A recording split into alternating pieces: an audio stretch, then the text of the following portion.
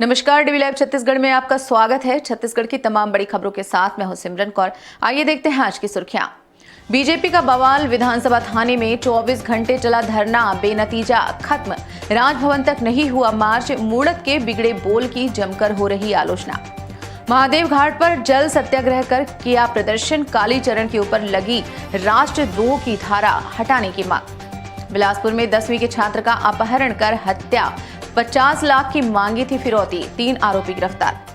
अब खबरें विस्तार से। केंद्रीय मंत्री ज्योतिरादित्य सिंधिया को काले झंडे दिखाने से शुरू हुआ भाजपा का बवाल दूसरे दिन भी जारी है।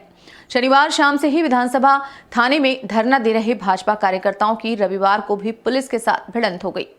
बीजेपी का बवाल, विधानसभा थाने में 24 घंटे चला धरना बेनतीजा खत्म। राजभवन तक नहीं हुआ मार्च, सोमवार को प्रस्तावित बंद भी स्थगित। मूड़त के बिगड़े बोल की जमकर हो रही है आलोचना। पूर्व मंत्री राजेश मूड़त के साथ पुलिस की झड़प के बाद विधानसभा थाने में शुरू हुआ भाजपा का धरना रविवार को भी जारी रहा।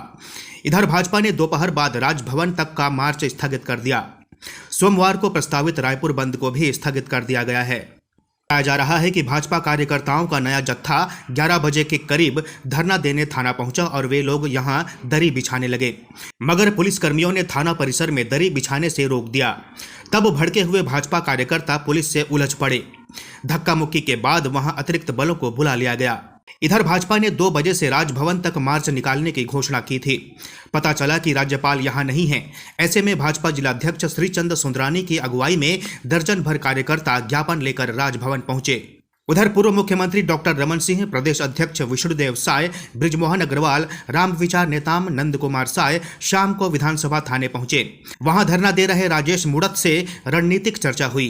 तय हुआ कि अभी धरना खत्म करना ही ठीक है, आंदोलन जारी रहेगा। इसके लिए बाद में बैठकर रणनीति बनाई जाएगी। डॉक्टर रमन सिंह ने कार्यकर्ताओं को संबोधित किया।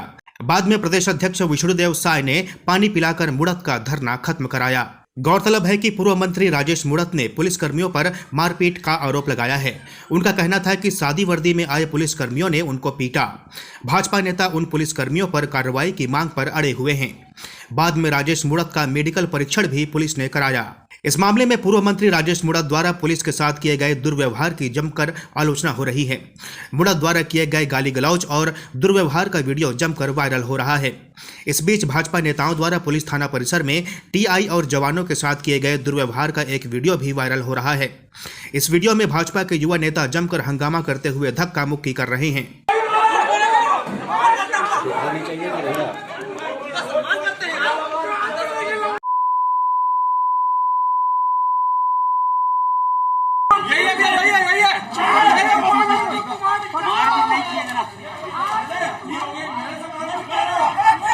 राजेश मूड़त का मामला यहीं पर शांत नहीं हुआ। मूड़त की शिकायत के बाद अब संबंधित टीआई और आरक्षकों ने भी मूड़त के खिलाफ मारपीट और गाली गलौज की शिकायत दर्ज करा दी है। पुलिसकर्मियों ने शिकायत की है कि पूर्व मंत्री ने थाने में उनके साथ मारपीट और अभद्रता की है, शासकीय कार्य करने से रोका है। उधर राजभवन को सौंपे गए ज्ञापन में भाजपा नेताओं ने सरकार पर पूर्व मंत्री राजेश मूड़त को जान से मारने की साजिश का आरोप लगाया। भाजपा ने ऐसा हमला करने वालों को तत्काल सेवा से बर्खास्त करने और मुकदमा लिखने की मांग की है। आपको बताते चले कि इस विवाद की शुरुआत भाजपा के युवा नेताओं द्वारा मंत्री रुद्र कुमार से मिलने मुंगेली से आए 2 युवकों के साथ की गई मारपीट से शुरू हुई है। इन 2 युवकों ने भी मारपीट करने वाले नेताओं के खिलाफ गंज थाने में एफआईआर दर्ज करा दी है। बहरहाल अब भाजपा इस मामले को लेकर अपनी रणनीति बनाने में जुट गए हैं। रायपुर स्थित महादेव घाट में धर्म संसद के आयोजक नीलकंठ त्रिपाठी और बीजेपी नेता सच्चिदानंद उपासने ने नदी में उतरकर जल सत्याग्रह किया। भाजपा नेता सच्चिदानंद उपासने ने कहा कि यदि कालीचरण महाराज के ऊपर से राष्ट्रद्रोह की धारा नहीं हटाई जाती और उन्हें तत्काल रिहा नहीं किया जाता है तो ऐसे में सनातनी जन जागरूकता अभियान के तहत अलग अलग क्षेत्र में आंदोलन करते रहेंगे। वहीं नीलकंठ त्रिपाठी ने इस मामले में महंत रामसुंदर दास की भूमिका की आलोचना की।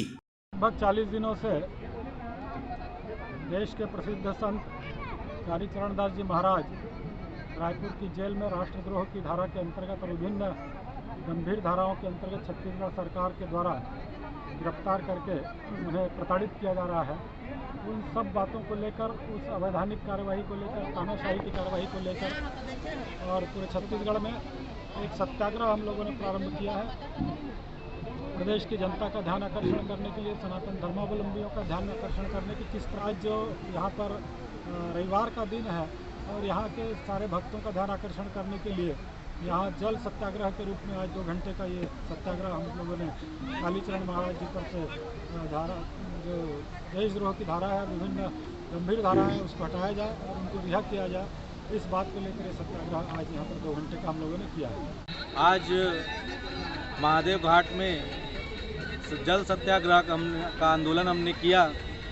कालीचरण महाराज के ऊपर लगी राजद्रोह की धारा को हटाने एवं तत्काल प्रभाव में रिहा करने को लेकर के हमने यहाँ पे सनातनी जन जागरूकता अभियान के तहत आज महादेव घाट में नदी में उतर के अर्धनग्न होकर के हमने शासन का विरोध प्रदर्शन किया है और शासन से हमने मांग की है कि कालीचरण महाराज के ऊपर जो लगी राजद्रोह की धारा है उसे जल्द से जल्द हटाया जाए और उन्हें तत्काल प्रभाव में रिहा किया जाए। यही छत्तीसगढ़ के बिलासपुर में 10वीं क्लास में पढ़ने वाले एक छात्र को रविवार देर शाम अगवा करने के बाद उसकी हत्या कर दी गई। अपहरणकर्ताओं ने 50 लाख रुपए की फिरौती मांगी थी। आरोपियों ने हत्या के बाद छात्र के शव को दफना दिया था। पुलिस ने शव बरामद कर 3 आरोपियों को गिरफ्तार कर लिया है। बिलासपुर निवासी ऑटो डील संचालक आशिफ मोहम्मद के बेटे रेहान का अपहरण कर 50 लाख रुपए फिरौती की मांग की गई। पुलिस ने जांच के दौरान आशिफ के पड़ोस में रहने वाले अभिषेक डॉन को पकड़ा। कड़ी पूछताछ में अभिषेक ने बताया कि अपने 2 दोस्त शिबू खान और रवि के साथ मिलकर रेहान को अगवा किया था। रेहान ने सभी को पहचान लिया था, इसलिए गला दबाकर उसकी हत्या कर दी और फिर शव रतनपुर क्षेत्र के रानी गांव में दफना दिया। इसके बाद रेहान के मोबाइल से पिता आशिफ को कॉल कर 50 लाख रुपए फिरौती की मांग की। रायपुर रेलवे स्टेशन के आरक्षण भवन में देर रात भीषण आग लग गई। फायर ब्रिगेड की 2 गाड़ियों ने 3 घंटे की मशक्कत के बाद आग पर काबू पाया। आग से स्टोर में रखे रिजर्वेशन चार्ट व आरक्षण फॉर्म जल गए। रायपुर रेलवे स्टेशन में रेलवे पुलिस के गश्ती दल को रात करीब 2:30 बजे आरक्षण भवन से धुआं उठता दिखा। पुलिसकर्मी मौके पर पहुंचे तो कमरों में आग धधक रही थी। काफी मशक्कत के बाद फायर कर्मियों ने सुबह 6 बजे तक आग पर काबू पा लिया। बताया गया है कि रेलवे सुरक्षा बल को आग लगने के कारणों की जांच सौंपी गई है। आग किन वजहों से लगी है, इसके लिए विस्तृत फॉरेंसिक सबूत जुटाए जा रहे हैं। छत्तीसगढ़ प्रदेश में कोरोना संक्रमण की तीसरी लहर के बीच थोड़ी राहत मिली है। रविवार को प्रदेश भर में 21,139 सैंपल लिए गए। इसमें 976 नए मरीज मिले। पूरे 33 दिन बाद ऐसा हुआ है जब मरीजों की संख्या 1000 से कम रही है। स्वास्थ्य विभाग की ओर से जारी बुलेटिन के अनुसार 4 जनवरी को मरीजों की संख्या 1059 हो चुकी थी। उसके बाद से कभी भी मरीजों की संख्या 1000 या उससे नीचे नहीं पहुंची। 22 जनवरी के बाद केस स्थिर होने शुरू हुए हैं। 5 फरवरी को 33,000 सैंपल लिए थे, वहीं 1,764 नए मरीजों की पुष्टि हुई। रविवार को प्रदेश भर में 1,241 मरीजों को इलाज के बाद छुट्टी दे दी गई है। इस बुलेटिन में फिलहाल इतना ही। बने रहिए डीवी लाइव छत्तीसगढ़ के साथ। नमस्कार।